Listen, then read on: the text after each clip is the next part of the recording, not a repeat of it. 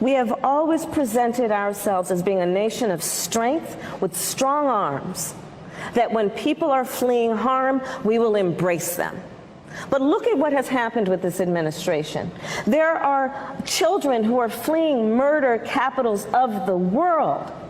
Let's be clear about this. Imagine a mother who makes a decision to pay a coyote to transport her child across the entire country of Mexico, facing unknown peril.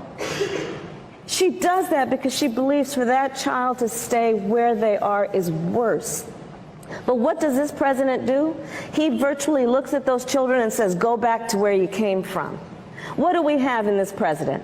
A policy that was about taking children, separating them from their parents, and calling it border security. No, that was a human rights abuse being committed by the United States government, and it is against the morals and the values of who we are as a nation. Violence de ce face-à-face a ébranlé l'Amérique. Tels des cow-boys tentant de maîtriser un troupeau, ces gardes-frontières américains chassent les candidats à l'exil. Celui-là empoigne un homme par l'épaule. Main sur le t-shirt, il lui ordonne de rebrousser chemin. La scène se passe à la frontière entre le Mexique et les États-Unis. Faites demi-tour. Des rennes utilisées comme un lasso, image symbole d'une situation devenue explosive. Sur les bords du Rio Grande, les migrants, principalement originaires d'Haïti, affluent par centaines. Une fois aux États-Unis, ils se massent sous ce pont dans l'espoir d'obtenir une autorisation de séjour. Washington promet d'accélérer les expulsions. Si vous entrez illégalement aux États-Unis, vous serez renvoyé. Interpellé sur le comportement des gardes-frontières, Joe Biden répond d'une phrase. Monsieur le Président, comment réagissez-vous aux récentes images à la frontière? Nous allons reprendre le contrôle. La Maison-Blanche annonce l'ouverture d'une enquête, mais dans le camp démocrate, les critiques pleuvent. Ces comportements doivent être poursuivis. Nous devons rendre des comptes. Ces images vous donnent la nausée.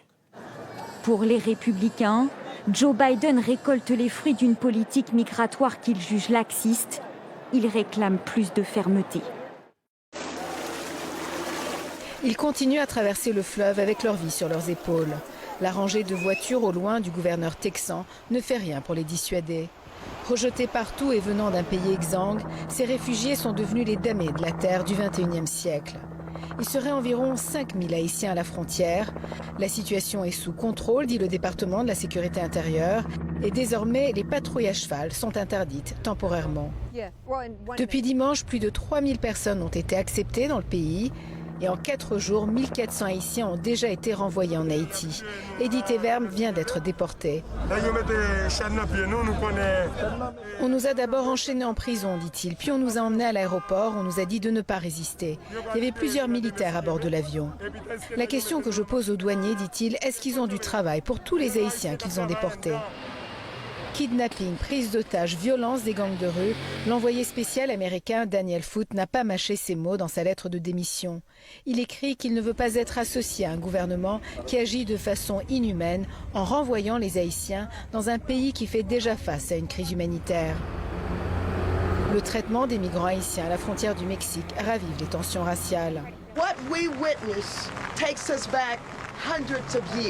Ce qu'on a vu à la frontière nous ramène à il y a 100 ans, dit-elle. Des cow-boys fouettant des personnes noires avec un lasso.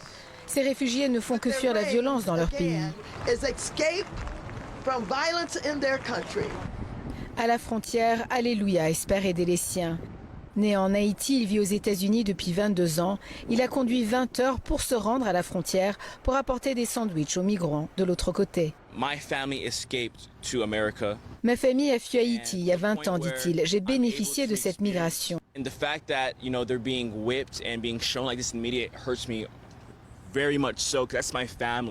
voir que des Haïtiens ont été fouettés, ça me fait mal, dit-il. Ils sont ma famille et je veux les aider. Les vols vers Haïti continuent tous les jours. Depuis dimanche, il y en a eu 12 vers Port-au-Prince et Cap-Haïtien. Des réfugiés haïtiens qui voulaient une vie meilleure ici, aux États-Unis, et qui se retrouvent dans un pays démuni où personne ne peut assurer leur sécurité. Ici Azeb Ouedle-Guerguis, Radio-Canada, Del Rio, Texas. Do not come. The United States will continue to enforce our laws and secure our border.